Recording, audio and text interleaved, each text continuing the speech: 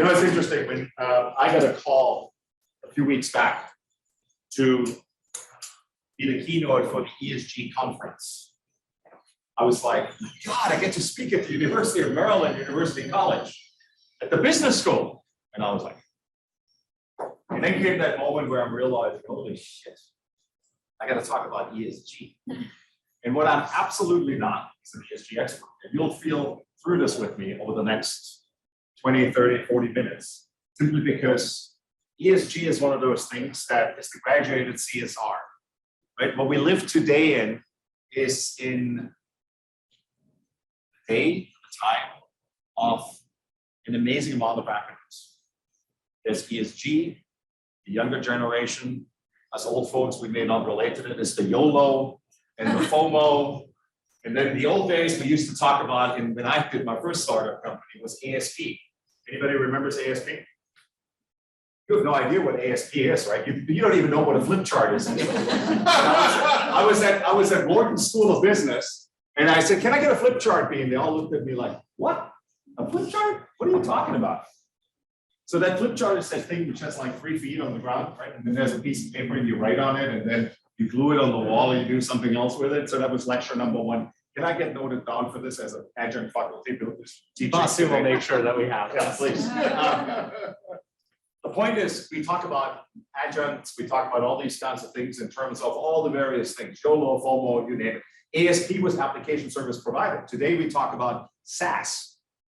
You've heard SaaS? Same thing. Exactly the same thing. Now we talk about PaaS. Anybody's heard PaaS yet? Anybody? Platform as a service. Same thing. We're graduating from 1 to 2 to 3 to 4, and we're going to confuse the hell out of each other. So today, really my invitation is, and that's a big part of today, is get conscious about what ESG is. I'm not here to teach you about what ESG is and what ESG ultimately can be or should be or would be or maybe. But what I would like to invite you today to is be open-minded, journey along, and learn about yourself. If I can see my computer properly, then at some point that will work, because it is also about that. So what I would like to invite you for this morning, sit back in your chair, relax. Who has a morning routine? Anybody has a morning routine? What's your morning routine? Wake up, like meditate, have some tea, light a candle, start our day. We're going to meditate together this morning. I want you to sit back, put your mobile devices away, and really relax for a moment in your chair. And if you have a morning routine, you know that when you come out of your morning routine, I have an absolute belligerent morning routine. I'm not a 5 o'clock guy. I get up at 7:15, I'm out with the dog. 7:45, I'm back with the dog. At 8 o'clock, my Peloton. At 8:30, I'm meditating for 10 minutes. I can tell you exactly whose classes I take. If you're Peloton man or girl, man or woman, then I'll tell you exactly who it is. Russ Rayburn, if you're on Peloton, is the guy to take. You can even get the app without it. I don't get any commission from Peloton. So what I would like you to do is sit back, relax a little bit. I'm going to turn the music off as well. I'm going to take the light on a little bit as well.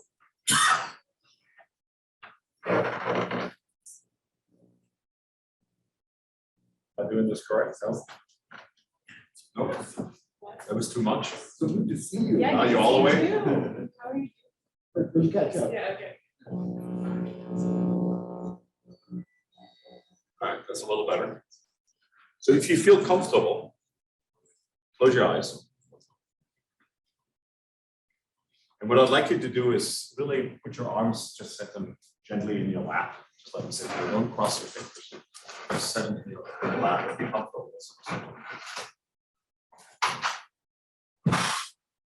And then breathe in really deeply once, and breathe out and just let it go.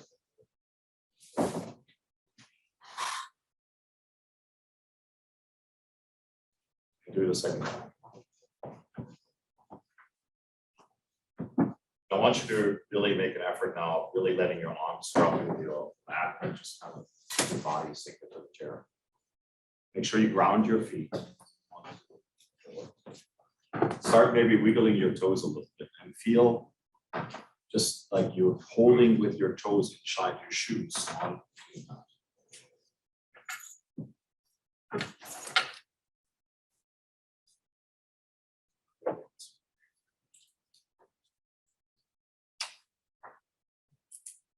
As you breathe in, I want you to count to 3. I want you to hold your breath for 3 more. I want you to breathe out.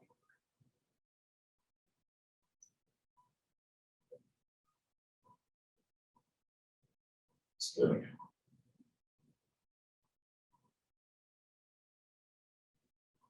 I want you to lift as you breathe in. I want you to lift your shoulders up a little bit. As you breathe out, you hold for 3. 3 breathing out, almost like whatever tension you have this morning. Try to focus on that, not too much, but be conscious on letting something go. Whatever that may be. School, life, your relationship, work. Just because you had a crazy morning this morning, coming in here with rain. Just letting go.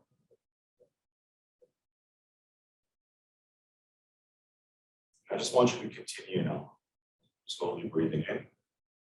Now I want another 30, 45 seconds.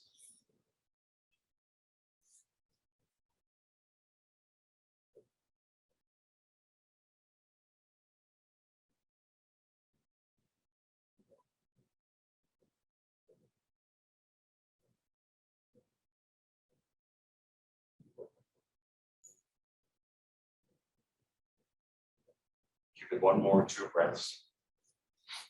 And then slowly open your eyes and come back to it.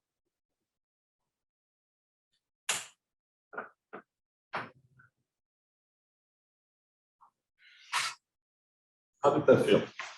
Besides that, it's probably unusual. You come to a business school for, the first thing you do is meditation. What came up for you? Did there something? So allow me to do the following this morning. I said it to Professor here.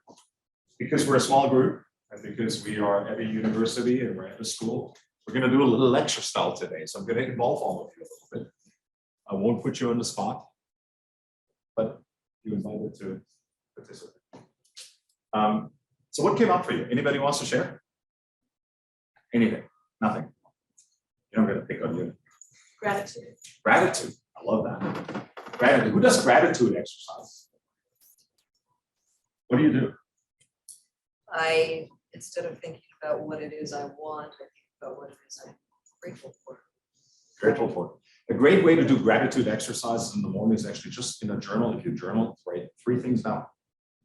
Just you have gratitude for. Do we have anybody who is in neuroscience here in the room or knows things about neuroscience?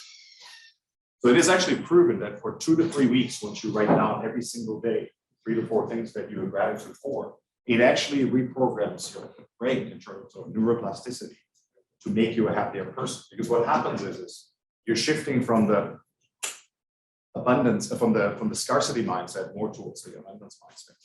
That means you're looking at the glass half full versus the glass half empty. So a little pieces, as I'm giving you today, I would love for you also to carry forward in the course of today, right? Because we look at, when we hear ESG, we had this conversation earlier in the hallway. Oh my God, what is ESG, right? And I think that's the big part also, because all of us here, most of us probably, when you registered for the conference, I'm not going to even pick on you, but most of you guys probably go, ESG conference, what is it going to be? Right? I wasn't clear what an ESG conference is until I started digging deeper, and thank God I was invited, so I had homework to do. But the thing about it is every single one of us here, every single one of us is required to be a participant and is a steward of ESG in your own mind, in your own power, whatever you do, wherever you go, whatever it may be. I had a funny thing I want to share with you. So all these acronyms, not too long ago, I had with my daughter, and I was teaching entrepreneurship at a business school up in Boston for a little bit. I said to her, is there things that I should say in the classroom which are really cool? Well, she goes, the coolest thing you can say in the classroom is hashtag AF You're dying right now. And she says, like, please don't use this in the classroom. And so guess what? Who's got daughters and sons and children? Most of us, right? So it was kind of like one of those reactions I got from her. Like, please, Dad, don't do that. And that's exactly what I did. Right? So I used the hashtag in the next classroom session. Now, if you think about it, it's all about acronyms these days, right? There was CSR, and you all know now what ESG stands for. Here's the interesting piece. When you think about ESG and you think about it in the context of E, the S, and the G actually governs everything. Here's like, oh, you don't have the governance anymore. You have the governing tag. You got to take a picture out there, by the way, with one of those things. Can I borrow this for a second? You know, this. Remember the flags when we were little? Remember those? They had like country flags and state flags and all kinds of things. So out there is a little thing. I'm sorry? I still do. You still do? There you go. I love it. So make sure you take a picture of it. But the G governs everything, right? If that's environmental or social. Because the difference, and the biggest difference that we realize today, CSR versus ESG, is in terms of accountability and in terms of who does what and how and when. That's the biggest part. So my role today is really mostly to push you a little bit, to think about things differently, provoke you a little bit, make you absorb things maybe a little differently, and make sure that you start caring a little bit about what it is. In the room here, this is the interesting part always, there's probably a lot of ESG beginners like myself, and there's some ESG pros. There's some people who've worked probably the majority of their career in ESG in regards to governance, but also in regards to sustainability. Right? Sustainability we've all talked about and we've heard about. That's a big part of it. So how do we, as human beings, if we think about a subject, if that's ESG or whatever it may be, how do we learn best? How do we learn best? What we do is we get books, we go to university, we go to colleges, and then sometimes we're in organizations and we read those books and we say, well, that's it. That's exactly what it is. And it's kind of like when you go to a drive-through, everything's done for you. Right? You order your whatever you go to the drive-through for, if that's Starbucks or anything else. And we become so damn lazy. Because if the book says that's what it is, well, that's what it is. What we don't do is, and that's one of my first invitations I really want to give you today, is ask questions. I'm going to go back to that book later, but there's a gentleman who's in the leadership department at MIT. Some of you may know him personally, some of you may have heard about him, some of you may have already read one of his books. The book is called Questions Are the Answer. It's a brilliant, brilliant book. But think about when you are exposed to people who you trust, people who you feel confidence with, and you feel that you can be yourself. How are you entering differently into the dialogue and the conversations of questions? Because if you ask me a question, what's the first thing human beings do? What's the first thing we do? Come on, help me out here. What's the first thing we do? Breathe. We breathe. But there's something else. The reason why you breathe is because what happens for you? It gets tight, right? I apologize. We apologize? Do you mind if I'm sorry, but let me ask questions. Interesting. I didn't even know. We apologize. I'm sorry that I'm asking you a question. No, I mean, But I'm I gonna can put you on the give you spot. the answer, yeah. So when someone asks me a question, my first reaction is, why is that person asking that question? Right. That's why, So, but some I mean, of is us, that person that does, like, right? I'm not even in a classroom, but does Yeah. this person have an agenda? Like, Right. for example, is he not just, not asking the question, but questioning my, Yeah. So we're wondering a little bit. about Yeah. it, Right. We're wondering. But one thing that happens for me, vulnerability moment, particularly when I think that person knows about whatever they're asking me about more than I do, then I start breathing, hopefully, before I start going unconscious. Because it gets defensive, it gets uncomfortable.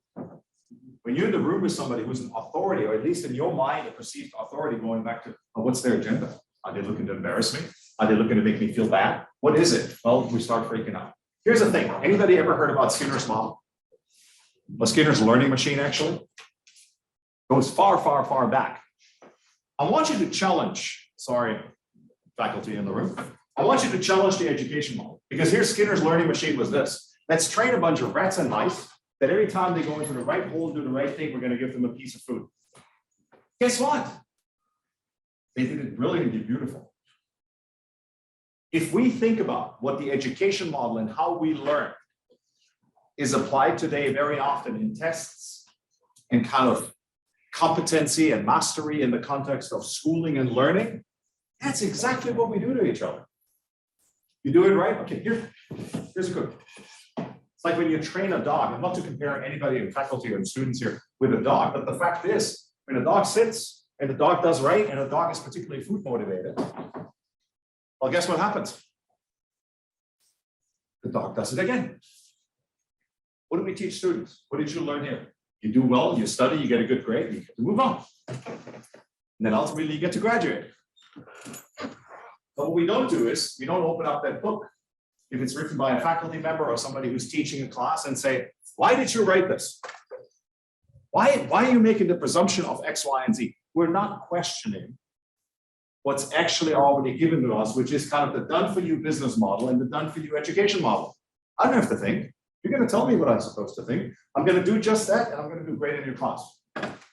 Apply that model to everything else in the world. It is a time now with ESG where I think we all are called to being stewards of what our future is going to look like. Because if we don't do that, well, guess what? That big global goal of ESG and the social and development goals, the sustainable development goals, which were set by the United Nations, I think in 2006, is that correct? Help me out here, somewhere around there. But over a decade ago, almost 2 decades ago, that is something that we really, really need to think about. I want to ask a quick question too, just to have a little fun, because I put it in there. Who can answer that, what that means? Talking about acronyms. Anybody? Come on, take a try. This is code. This is how kids talk.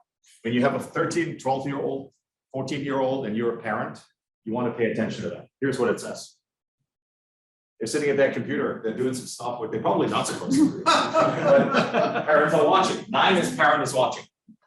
Hilarious, right? If you're young children and that's what you do, please forgive me, I'll just expose you in some way. But this is what it's about, right? If we talk about ESG and we talk about strategy as an organization, it's first of all, what is your long-term strategy? Because here's the other part. I believe that we're entirely at a crossroads of humanity. Stewardship of the resources of the world and what we're responsible for in the context of that, that's what it's all about. And it's not something that is the quick fix, right? Because that's what we do all day long. We talked about a couple of the acronyms, right? Facebook turned into Meta. Whatever Meta means now at this point, right? Ask 20 people, you get 66 different questions and answers. Instagram, instant gratification. Who has stopped something just because you didn't get instant gratification? Anybody?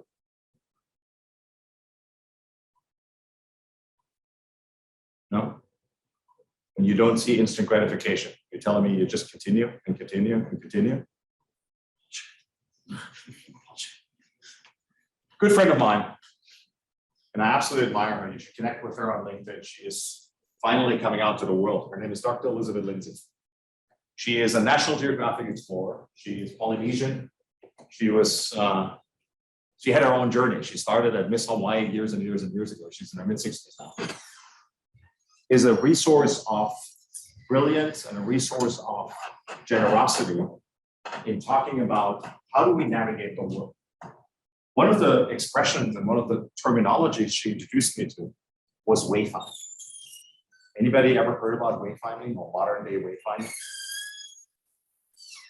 So Elizabeth has spent a lot of time with people. She was personally mentored by the Dalai Lama for some time. She has spent a lot of times with tribal cavemen. And one of the things about wayfinding is this. It's an art form. Today in Micronesia is actually a whole effort being made to re-aliven that old traditional tribal art form. And what it originally was about is, any sailors here in the room? So when you sail, what you do is at some point you draw a box, which means that's where we're going. What happens in that box, which is a navigational box based on coordinates, we then figure out what it is, because that's what the box is all about, right? Where's my little machine here? No, you can't see it. So find land, right? That's the ultimate destination. But who else, or what else may we find when we're in that box? The important piece is this. If you think about and you compare your journey with ESG, or on the ESG pathway with exactly that, we got to define a strategy. What is it ultimately that we really want for ourselves, for the world, for the company, for the people around us, for the community? Right? How do we hold on to that? Anybody ever been, who has kids, young kids? What do they do in the back of the car if you take an hour plus drive? What do they ask? Thank you. Where was it? Are we there yet? Are we there yet? Are we there It yet? happens all day long, right? Are we there yet? You drive 5 minutes more. Are we there yet? But that's what wayfinding is about. If we think about it, if you're in a corporation, and we got some absolute thought leaders in the room here who will be speaking later today in their breakout session and the keynote here, if we would hold on, and I'd love for all of you who are here today sharing some of your practices internally, how do you guys make sure that there's a strategy that makes sense, but how do you hold on to it? And who's invited to actually challenge within the organization that we're holding on to it, which now goes to accountability. It goes to direction. It goes to impact. Because here's the thing, one of the words, please forgive me, I'm German. One of the words that I think we're absolutely abusing in the English language is the word goal. Right? Oh, I have a goal list. My goal is, what does that mean? I'm a soccer player. The goal is about the size from where this thing starts to about here, 7 meters. Right? I can kick that ball anywhere and it's a goal. How precise is that? But what really matters in the end is at a soccer game, if you're just watching Champions League right now, you know this. Manchester City just got kicked out. We're all voting for Liverpool. So if you're watching soccer, there's one thing that counts at the end of the game, which is what? The score? Aggregate. No, well, aggregate, yeah. But the score? So I shoot 6 goals, the other team shoots 7. Hey, yeah, I got 6 goals, but guess what? I still lost. You with me? Exactly. That's my point. That's my point. So the point what I'm trying to make here is this. Maybe think about result and impact rather than just goal. Because I can have a whole ton list of goals in the course of a week. Think of your own agenda. Anybody keeps these little lists for yourself where you write down what you got to do all week, and then at the end of the week you go, oh my God, I have only like 2/3 of my list done. Anybody ever been there? Right? Because that's the way we learn it, right? We have these big notebooks. We kept 16 sitting them on the, I give to every client of ours, I give like a notebook. Say, you should have that. But what do we do with it? That's the important piece. So if you think about traditions and you think about what we've kind of adopted over the years, it's great that we have all these practices. But the question again, ask yourself, how do these practices actually really, really serve us? Anybody ever heard the expression WIFM? Okay, so WIFM is short for another acronym you're learning today. What's in it for me? Right? Because we're really, really good doing stuff that's good for us. Right? It's on the gram. We get 16 likes. Oh my God, I got 16 likes yesterday. 22 today. Oh shit, today's a shitty day because I only got 3. And we're completely influenced by that. I want you to think about when you walk down the street, or you go to a store, or whatever else you do, at what moment are you really taking things, and at what moment are you taking action? If it doesn't affect you, you probably are not taking action. That's unfortunately a little bit the society. we're in. Ever seen anybody fall on the side of, on the sidewalk? Ever observed that? You go to New York City, go to Boston, small city compared to New York. Go to Chicago, go to Los Angeles, go to San Francisco, go to Milan or anywhere else. You fall on the sidewalk. People don't walk out your lanes. You okay? No, none of that. Because it doesn't affect them. It's safe today to walk away and say, it's not my problem, it's their problem. I'm gonna walk away. So stewardship in ESG is a little bit of a similar thing. Who recycles at home? Everything you have? Who lives in an apartment building here in the city? There's one trash chute, right? It's all the same trash chute. But it's a an LED building. That's funny to me. It's like, I'm gonna pick on Basuto because I just happened to see them when I was driving to the left to the hotel yesterday, coming from the airport. Looking out of the town car. Okay, there's Basuto. Highly certified on environmental conscious buildings. But everything still goes on the same trash. And I go to my brother's house in Germany, he lives outside of Frankfurt, outside Pine Section to be exact. I get yelled at when I don't put the coffee filters in one and the plastic in another and certain paper in one and then something else somewhere else. I mean, I get yelled at in the course of breakfast probably about, and I'm not making this up 4 or 5 times because I'm putting things into the wrong trash can.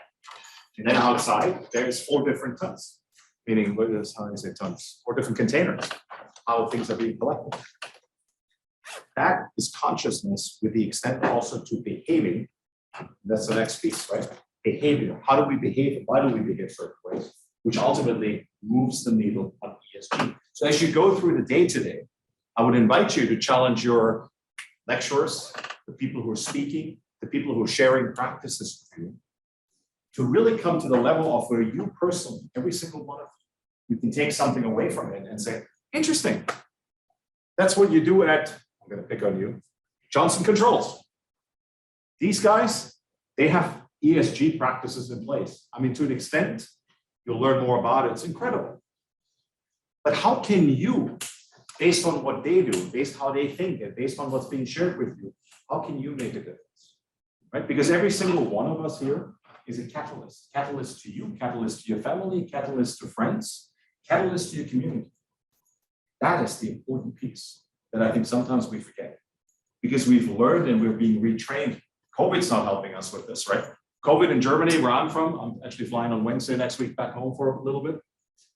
We still check at every restaurant the certificate of vaccination, as well as you need to have a negative COVID test just entering to the countries. So we're limping behind there a little bit. And all of our hope is that that light at the end of the tunnel we see with COVID is another train coming our way. But the point is, COVID has changed human behavior so much, some intentionally, some not, right? People still talk today about work-life balance. Is it really balance? Or is it integration? Right? If you can't figure out work-life integration, well, guess what? People don't want to work for you. People don't want to, for selfish reasons or not, they don't want to do anything about it. And we got to be very honest with ourselves. That's a big part of it. I want to talk about integrity for a moment. Anybody has a dog? Dogs. You walk your dog every night, right? It's raining, it's snowing, it's wet outside. I have a dog. We're gonna, our imaginary dog today, let him call it Mozart. I have a sheepadoodle list. If it would have been a boy, it would have been Mozart. If it was a girl, she's crazy. So Mozart, and you walk down the street. You got the leash, you got the doggy bag, you get the, you know, the little thing you hang on your leash, where the doggy bags are in. Or what do we call it? Poop bags and not doggy bags. Little side note, completely off the cuff. I arrived in 1991, the first time in the United States. I went to a restaurant and the waitress at the end of that only half my meal says to me, "Would you like a doggy bag?" And I looked at her and I said, "I don't have a dog, so I'm not taking this home to my dog." So you have the little poop bags hanging on the thing, and you take them. the dog down the street, and now you're walking through a park, you're walking through an area, you don't really know the area, it's dark, it's wet, it's cold outside, and the unthinkable happens. Old sarcastic. What do you do? Look around. You're gonna see it's cold outside, the bags are opening up. And it's really uncomfortable out, so you're gonna walk away because you're thinking nobody's watching you? Well, you, regardless, whatever happens, it's wet, it's cold, it's raining, you go, you pick it up because you know it's the right thing to do, because that's what you do. Because the moment you took on the responsibility of the dog and you're walking down the street to a park, wherever it may be, guess what? You pick up the bone. So I want you to think about this example and maybe make that the measure, even if you don't have a dog, find something else just like that. Are you doing things because people are watching, or you're doing them because you actually are integrity driven enough in your own consciousness that you choose to do it or not? If you choose consciously to say, I don't give a shit, okay, that's a choice. But if you do it or not do it because you're wondering if somebody's watching you or not, and that's the factor of decision. Your integrity level, and all due respect, ladies and gentlemen, it's not very high. Does that resonate? Yes. Who has dogs? Look what I found in my bag. Yeah, you're gonna laugh. Seriously, you can take it home to your dog. You don't want a dog? Cookie. There was not a prop. This was simply, I literally walked out the door yesterday and I was giving my dog a cookie and I was looking at my travel bag and I was grabbing in the pocket. I get dog cookies in my bag. Has anybody heard the Japanese proverb where you have 3 faces in life? Heard it? So there's 3 faces in life. One face is the face for friends and family. One face is for business. And then there's this face when you wake up in the morning and it looks into you in the mirror. That face knows exactly what you did or what you didn't do. That's a big part. And I think that's also a personal commitment. I want to share something else with you. What a client of mine, the logo is Ministry of Supply, it's a clothing company out of Boston. Their national presence, they've been around for about a decade. A little bit more than a decade, coming out of MIT as well. And as I was putting together with Gihan, who is one of the co-founders, a TED Talk for him, we were brainstorming and saying, well, what could we talk about? And one of the biggest things is consciousness of how we shop. You seem to be conscious about health and happiness. Do we have any nutritionists in the room? Nobody? Do you ever go shopping and you look at the labels, what's on these boxes, the green, the blue, the yellow, purple labels? And the thing we all know about is added sugar, right? Added sugar is a beautifully healthy thing. Side note, if you're female, it's about 22 to 24 grams a day added sugar. Should not have more. Eat a piece of chocolate. Good luck finding the downturn in terms of addition. As guys, it's about 33 to 35 grams a day. Good luck finding that in your local supermarket and not exceeding. But we're all obsessed about calories, and we're all obsessed about nutrition in the context of, oh, what's in that box? Oh my God. Right? So we're all very familiar with this label right here. That's what we look at, right? Nutrition facts. But I want you to think about something. What if we would start shopping for clothes like that? Right? So as you now start thinking about what did you buy at the supermarket last week? And oh my God, all these added sugars in my pantry. Why don't you go in your walk-in closet, start thinking about what's the material you got in your closet? Is it air chipped? Is it ground chipped? What's the additives? What's the manufacturing? Because the thing about it is, when we think about also what happens here and how that comes about, it starts already at the production line. But it doesn't start when you go shopping and you make a bad choice because, oh my God, the carbon footprint. Not too long ago, I was hosting on Clubhouse. Most of you familiar with Clubhouse? I was hosting a room with a bunch of Australian vets about carbon paw print. Paw print. Because how much damage we actually do based on the pet food that we feed our animals and what the processing of the pet food requires and what the impact to climate and environment is. Ever thought about this? Ever thought about carbon pet print, the carbon paw print? I haven't. But these are the little things, micro habits that we got to start challenging and think about in order to end up at a different future and a different stewardship. And I think that is the big piece. And I think when we think about the carbon footprint that we all have, just as one example, is anybody going to talk about carbon footprint a little bit today? Are there any sessions that we have? Not directly. Not directly. So Yes, what's carbon markets? carbon markets, okay. So production pet food, carbon markets. Are you going to talk about carbon footprint at all a little bit? Yeah. Not specifically, but I'll- Okay, but something helpful.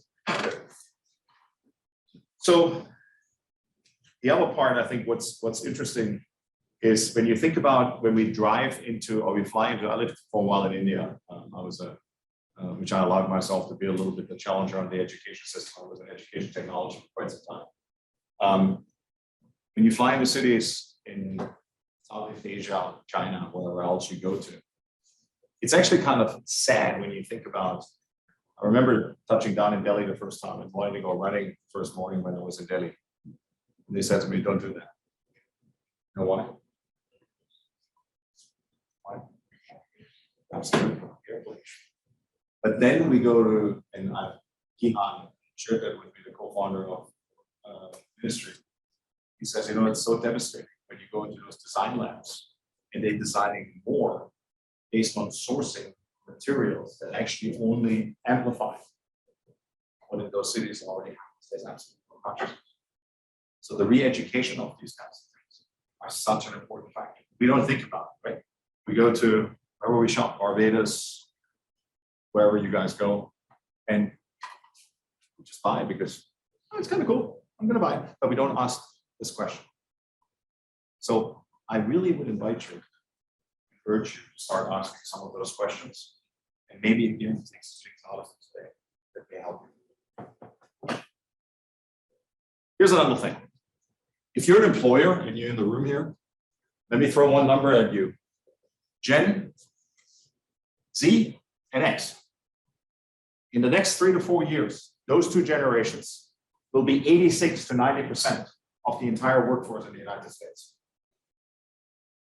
If we as employers or people hiring people or people wanting to buy into our cause, if we don't start waking up and start really understanding what that generation is looking for, we're completely missing the boat. There is, and I was only pulling 2 data sources, but there's about a 28% increase when people feel connected to the cause and the impact of the company in terms of stakeholder return and profits over the course of 3 to 5 years. Because people feel engaged, and they feel engaged and respected in the context of what the company does. Huge factor.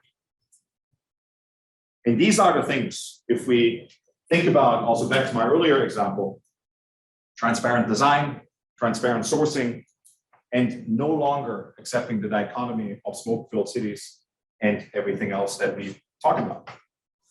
Social media has consumed us as well. Immediacy, no impact, whatever it may be, we just kind of missed the boat. I want you to think about something else. As you go through the sessions today, kids, when they close their eyes, they're highly imaginative. They're highly imaginative about the fact when they close their eyes, first off, if you have young enough kids closing their eyes, they think you don't see them. Right? That's the first piece. Very funny. The second piece is kids, they can imagine that they're princesses, whatever it may be, right? And I wonder how many of you this morning, in front of your bathroom mirror, in front of your bedroom mirror, start dancing, maybe you played the air guitar in your underwear, maybe you were naked, whatever else it is. That is what strategic imagination is all about. Go crazy, think about whatever it is. Because if you don't do that, right, strategy is one thing. But imagination, that's what we learn as kids. Right? How old are you guys? 22. Never heard in the last 5 years. Why are you not asking that question? Why are you not more curious? Why are you not wondering about this more? Ever heard that? Okay, please forgive me. I'm completely violating the school now. What you should say to your parents is, fuck you. Because when I was 5, 6 years old, what you told me is don't touch this, don't do that, don't touch this, don't do that. And then we talk about 21st century learners. And we as parents, we destroyed it. Right? We're the ones who should take accountability. So my invitation again today is this: come back. When you danced this morning in your underwear in front of the mirror, hell yes, do more of that. Play the air guitar, sing in the car. Nobody's watching. That's what we need to do in order to challenge the parameters in the box. People always say, think out of the box. I think 2 years ago, I was reading an Inc. magazine. One of the worst things you can tell somebody in a public address is in a keynote is, oh, you all need to take your notes and need to get out of the box. Here's what happens, right? People jump out of the box, and then the nose is still like right on the box on the outside, making sure we're still complying with what it is. If we don't challenge, if we don't ask questions, guess what? We're going to have a huge problem. And that's the biggest piece. And that's ultimately where I think we as individuals, we have a completely miss of responsibility at times where we have an opportunity to do much better. So here's my invitation again. Yes, Can I challenge you? please. What percentage of our population, both here in the United States and around the world, is underserved? How do we reach them with the concept you're talking about? Because this makes sense to all of us, but how does it translate down to those that can't grasp it because they're struggling with food, shelter, things like that? I love the question. Can I I'd love to challenge be that? part of it. Please. How does it bubble up? Because there are people who are underserved who are working on those issues and don't get the visibility because they don't come from a developing nation and they don't have the clout, or they don't have the respectability to be taken seriously. So I'm a challenger too. Well, and it's correct because, let's take small farmers versus American farms, small farmers. Right, yeah, small farmers as opposed to industrial farmers, who's getting, who actually needs the education? I love this. So these are the kinds of questions I think we need to ask. I think that's exactly the dialogue we need to have. I'm not the one to respond, but maybe somebody has read something. Maybe somebody has thought about it. Maybe somebody has studied it. Maybe somebody knows who has studied it. Maybe someone has experienced it. Absolutely, absolutely. And I think that's the piece of community where we need to invite, we need to integrate, we need to bring people to the table rather than saying, you know what, and to your point, I love that you just challenged this. Rather than sitting in a room where there is knowledge, we're well-developed, we have all the things we want technically available to ourselves. And then we make decisions for parts in the world where we A, don't understand the economy, and B, we don't understand the traditions and the background, and we don't understand the living quarters and everything. So it's a big part of what curiosity is all about, right? Curiosity is about staying in the conversation, asking the question, what makes you different from me? Your education, your experience, your expertise, your life journey, your emotional stage today and in the past. And there's no judgment behind it, but as long as I have curiosity about this, and I keep asking that question to your point, I'm staying engaged and I'm able to even accept, not just tolerate, but accept that whatever perspective you have is 100% valid. Because we get so quick to say, we dismiss it, we stop the conversations. I absolutely, both of you, I absolutely agree. And I think Yeah, that's, we have to take a Western view, right? Take Yeah, a Western view. absolutely. Yeah. Absolutely. I mean, I was years and years and years ago, I was introduced to the concept of silent philanthropy. Right? Silent philanthropy is something that's a big deal. And it is ultimately where you will see very wealthy families and I can speak for India, I'm fairly educated, I lived there almost 5 years. They will pay their staff, if that is schooling, if that's college, whatever it is, they just pay it, they take care of it. But there's no park bench sitting out there and saying, thank you so much to family so-and-so, or a hall is being named after them or anything else. It's silent philanthropy. What they do for those families, they have oftentimes 10, 15, 20 people employed. They will do anything they can. It includes medical expenses, flying them around the world for medical health reasons, whatever it may be. Nobody talks about it. That's deep impact. That's silent philanthropy. That concept is something we don't talk about. To your point, in the Western world, we don't talk about it. In parts of Africa and some countries, the same thing happens.